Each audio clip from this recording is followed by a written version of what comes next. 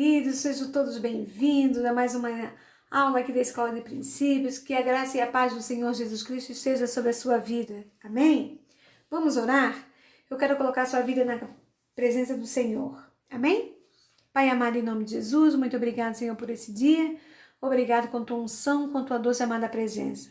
Pai, obrigado a tua palavra, Senhor, aqui revelada, Senhor, nas nossas vidas. Traz a tua sabedoria sobre nós, Pai. Nos enche com teu amor, com teu poder.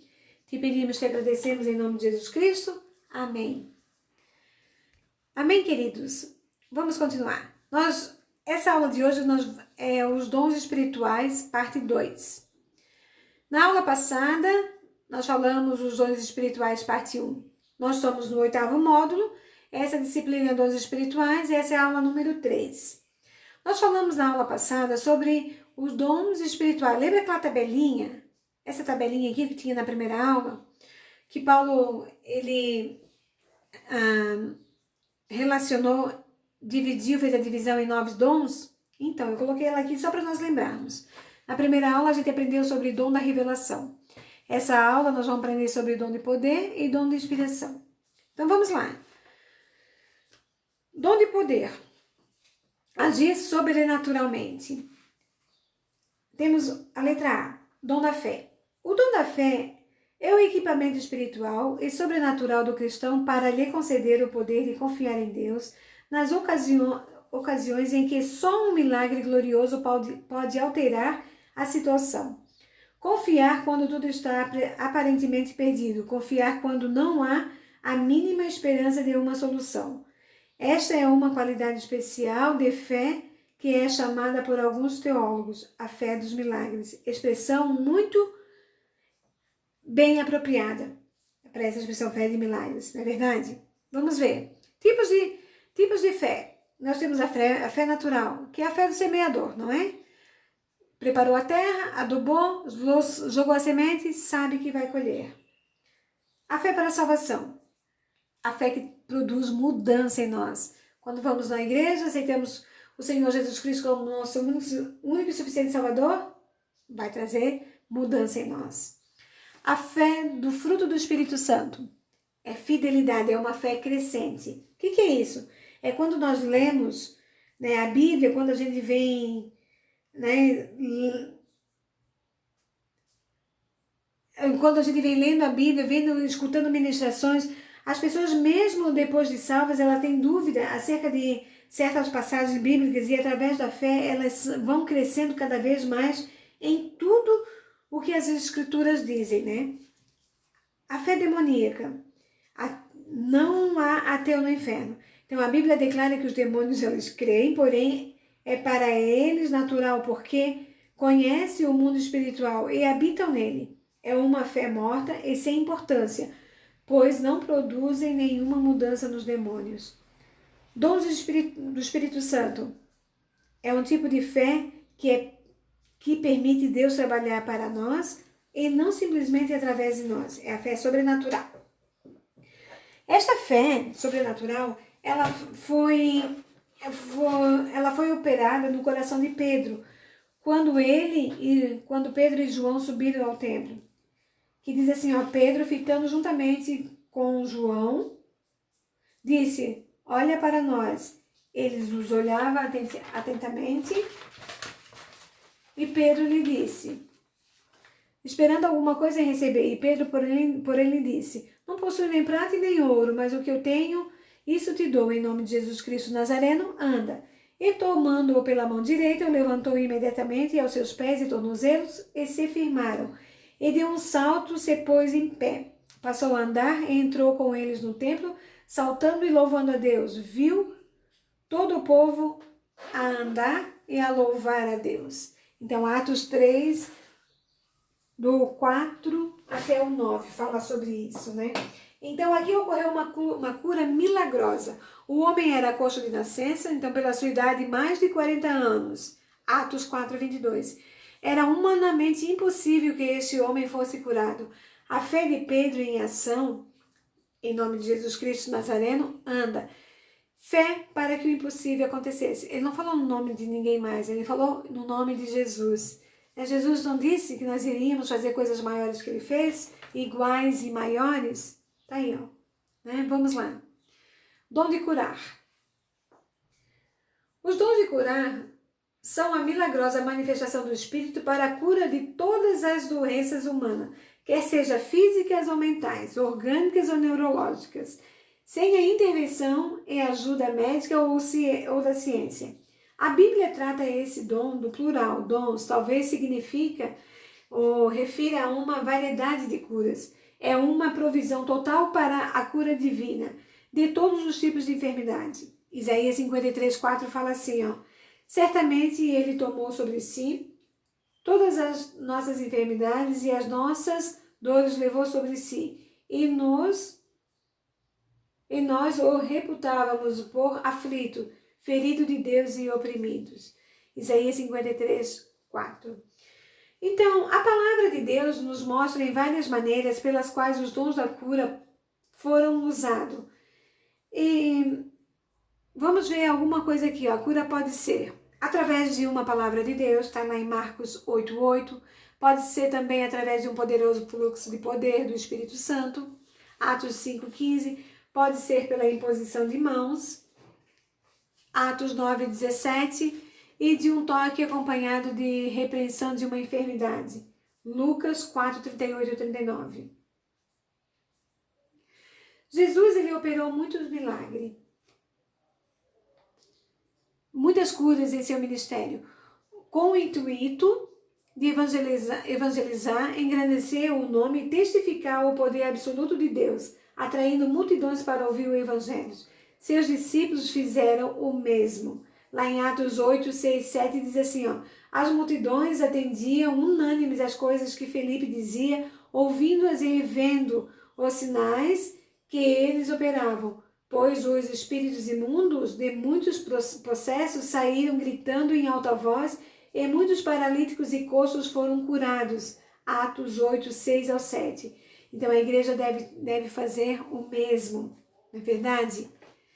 Porque esses sinais, esses prodígios de maravilha vão nos seguir, vão nos acompanhar. Então não se deve entender que a pessoa na qual são manifestos os dons tem o poder de curar a todos que ela vem.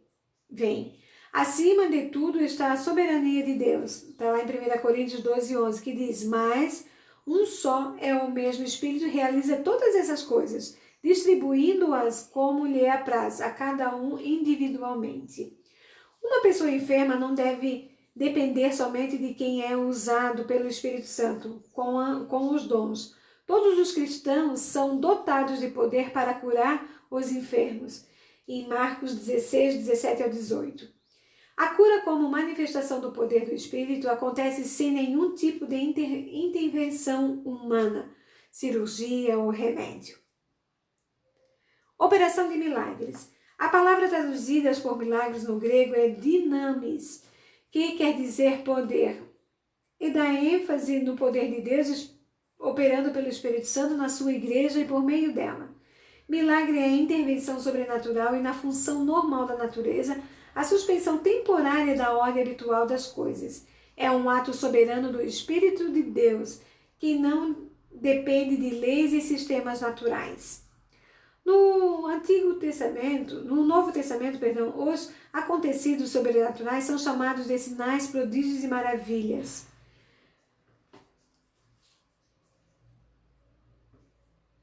Eu vou ler aqui um versículo para vocês que diz lá em Atos 2:22 assim, ó: varões israelitas, atentais a essas palavras, Jesus o Nazareno, valão aprovado por Deus, diante de vós com milagres, prodígios e sinais, os quais o próprio Deus realizou por intermédio dele, entre vós, como vós mesmos sabeis.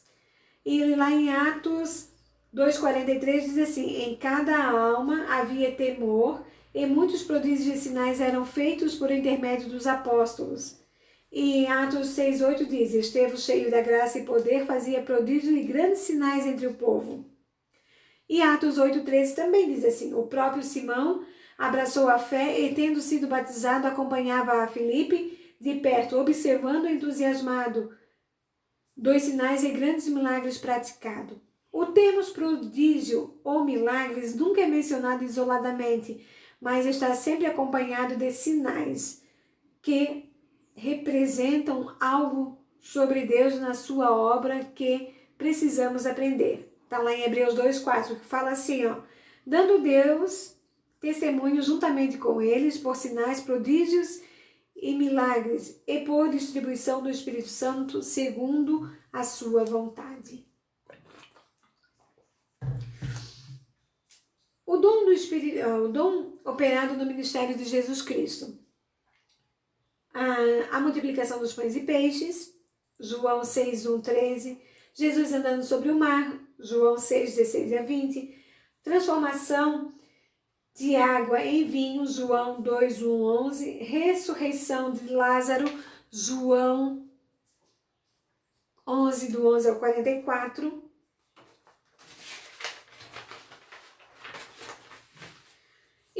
e através dos discípulos, sinais e prodígios, Atos 5:12-15, a libertação de Pedro na prisão, Atos 12:13-11, e a cura de um coxo através de Paulo, Atos 14:9-10.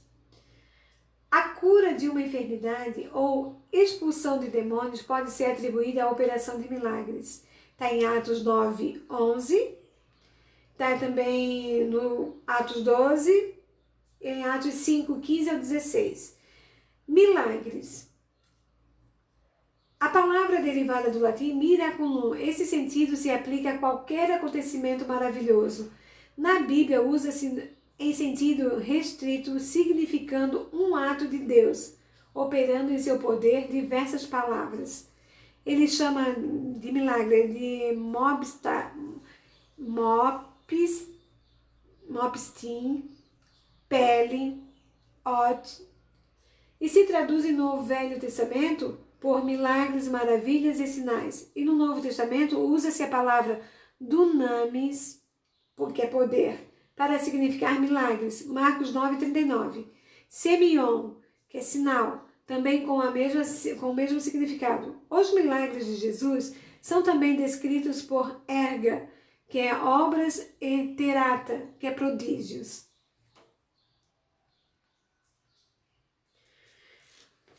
Vamos falar agora sobre dons de inspiração, é falar sobrenaturalmente. Primeiro, nós vamos falar sobre profecia.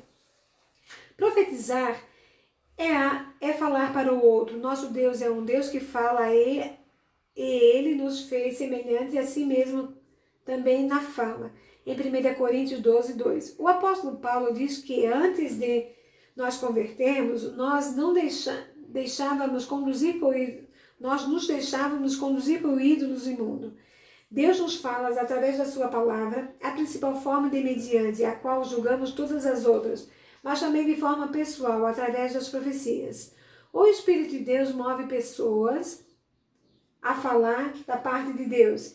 E Ele também nos fala através dos sonhos e visões. Luciano Subirá tem essa frase. Podemos entender que Deus não apenas quer falar conosco, mas que também quer nos usar para falar com os outros. Então, tão importante quanto entender que Deus quer nos falar é deixar ser usado por Ele para que Ele fale aos irmãos. E como ele já profetizou em Joel, 2:28-29. Nós estamos falando esse Joel desde a primeira aula, vocês já têm percebido isso? E acontecerá depois que derramarei do meu espírito sobre toda a carne. Vossos filhos e vossas filhas profetizarão, vossos velhos sonharão, e vossos jovens terão visões. Até sobre os servos e as servas, sobre os servos derramarei o meu espírito naqueles dias. Joel 2:28-29. Em 1 Coríntios 14:1 diz assim, ó, segue o amor e procurai com zelo os dons espirituais, mas principalmente que profetizeis. 1 Coríntios 14:1. As palavras dos versículos acima nos falam da importância de Deus que dá o dom da profecia. Ele deseja que todos nós profetizemos. Ele deseja falar conosco particularmente e deseja nos usar para falar a outros. Assim, neste dom, vemos Deus falando através do homem para o homem é o Espírito Santo usando o homem através da sua fala entendível para quem ouve. E quem está recebendo a profecia e a mensagem enviada opera sempre em harmonia com a palavra de Deus, falando ao coração daquele que o recebe. A profecia é destinada a falar aos homens de modo sobrenatural, isso é, pela manifestação do seu Espírito. Tem vários versículos aqui, ó. 1 Coríntios 14, 13, que diz assim: mas o que profetiza fala aos homens, edificando, exaltando e consolando. E 1 Coríntios 4, 14, 4 diz: mas o que profetiza edifica a igreja. 1 Coríntios 14, 31, porque todos podereis profetizar um após o outro, para todos aprenderem e serem consolados. E 1 Coríntios 14, do 24 a 25. Deus, em quaisquer das suas operações, jamais ele despersonaliza o homem. Portanto, quem profetiza não muda a voz, isso é, fala de forma natural e edifica quem ouve, sempre com ordem e decência, isso é, sem confusão. A profecia traz sempre paz e bem-estar ao ambiente. Está em 1 Coríntios 14, 24 a 25 e no 32, capítulo 32, de 33 a 40. A pessoa que está profetizando, ela sabe o momento em que Deus começa a usá-lo, é muito importante quando ele termina. Está em 1 Coríntios 14, 29 ao 32 e 1 Coríntios 13, 9. Então, toda profecia, não a pessoa que profetiza, ela deve ser julgada à luz da palavra de Deus. Está em 1 Coríntios 14, 29. Agora nós vamos falar sobre variações de línguas. O que diz? A variedade de línguas é o nome que edifica a prática de falar em forma sobrenatural, uma língua diferente e nunca falada, e nunca escutada pela pessoa que fala. A pessoa que fala não conhece a língua, e há casos em que alguém que está ouvindo a entende e a interprete. Nesse caso em que não há interpretação, uma mensagem ou uma exortação em línguas será uma inspiração proveitosa à consagração, mas não havendo interpretação, o dom é mais proveitoso para a comunhão pessoal entre o indivíduo e Deus. Está lá em 1 Coríntios 14, 2 e 4, que diz assim, ó: pois quem fala em outra língua não fala a homem, senão a Deus, visto que ninguém o entende, e o que o Espírito fala em mistérios. E o que fala em outra língua, a si mesmo se edifica, mas o que profetiza edifica a igreja. Então, quando alguém está falando em línguas, sua mente, seu intelecto, seu poder, sua compreensão permanecem infrutíferos. Isso é, não pensa no que vai dizer, e isso não é o mesmo que ficar fora de si ou em transe. O crente ele tem plena consciência do que está acontecendo e o que está ao seu redor. Ele lembrará de tudo mais tarde. No livro Dons do Espírito, o autor escreve: esse dom serve para a conservação entre os espíritos do homem e Deus, uma comunhão acima da linguagem e do entendimento humano que não se entende por meio de mente humana, nem de quem fala e nem de quem ouve. No culto público mencionado em 1 Coríntios 14, é enfatizado o dom da profecia. 1 Coríntios 14, 3 diz assim, ó: mas o que profetiza fala aos homens, edificando e consolando e exaltando. Então, não porque um dom é mais importante do que o outro, mas para que toda a igreja seja abençoada. Estão entendendo? Então, em reunião pública, uma mensagem precisa ser dada com disciplina, deve ser interpretada e julgada pelos irmãos mais maduros na fé, para que haja edificação na igreja. Não confundir o dom da variedade de língua com o batismo do Espírito Santo, embora para muitos o falar em língua evidencie a ocorrência desse batismo. O termo grego usado, genegloson, significa literalmente variedade de línguas, não deixando dúvida da existência de novas línguas. Está em 1 Coríntios 13, 1. Fala-se de línguas dos homens e dos anjos. Sobre a língua dos anjos sabemos que é o que fala com Deus. Ninguém a entende, e o Espírito fala em mistério. 1 Coríntios 14, 2.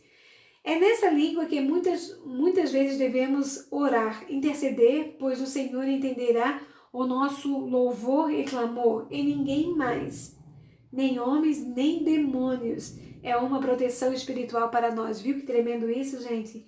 Tremendo isso, né? A interpretação de línguas. A palavra aqui traduzida, ela por interpretação, nada tem a ver com tradução.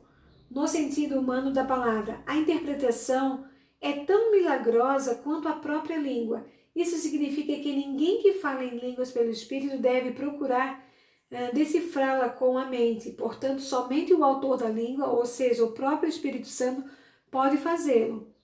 No caso das línguas da mensagem ser conhecida dos ouvintes, conforme ocorreu lá em Atos 2, do 5 ao 12. Obviamente, não há necessidade de interpretação. 1 Coríntios 14, 13 diz assim: pelo que fala em outra língua, deve orar para que possa interpretar. Em 1 Coríntios 14, 27 diz: no caso de alguém falar em outra língua, que não seja mais do que 2 ou quanto muito 3, e isso sucessivamente, e haja quem interprete. Então, interpretação de língua não é uma tradução liberal, palavra por palavra, o que foi falado, mas principalmente uma explanação do significado do que foi falado. A interpretação não necessita ser exatamente do mesmo tamanho ou levar o mesmo tempo de palavras proferidas do que falou em línguas. Quem recebe a interpretação não presta atenção nas palavras de quem fala línguas, mas recebe no Espírito do Senhor, o qual é o único que dá a interpretação. Para que haja ordem no culto, é necessário que apenas um por vez fale em línguas e que haja intérprete. Se não houver intérprete, o que fala em línguas deve se calar e pedir a Deus que também dê capacidade para interpretar línguas. A interpretação não é conhecida na mente do homem, não podendo deixar de mencionar mencionar a humildade. A palavra afirma que Deus concede a sua graça aos humildes. Está lá em 1 Pedro 5, 5, só a parte B. Agora, vou te fazer uma pergunta. Quero que você me responda. Vamos ver, né? Se você vai me mandar uma mensagem semana que vem. Você está preparado para ser usado através de algum dom? Você está preparado? O que você tem feito, né, para o Senhor estar colocando um dom na sua vida? Deixa Deus te usar. Amém? Deixa Deus te usar, querido. Eu vou aqui já orando com você e eu quero falar umas coisas muito importantes para você.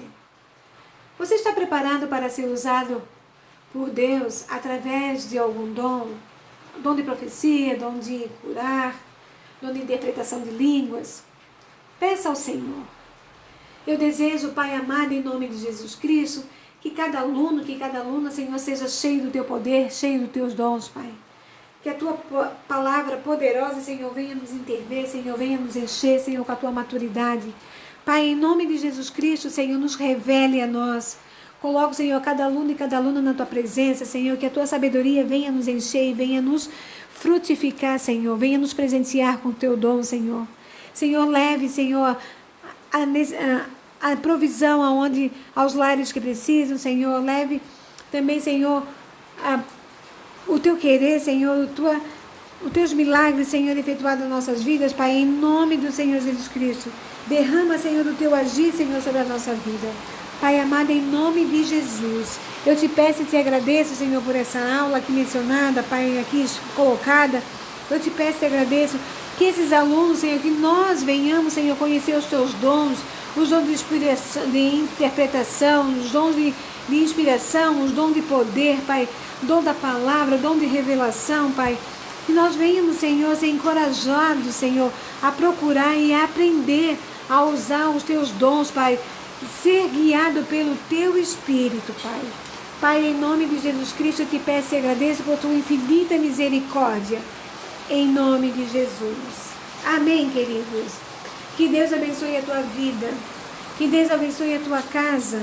Não esqueça de ler a Bíblia. Tenham todos uma boa semana e nós amamos vocês. Amém?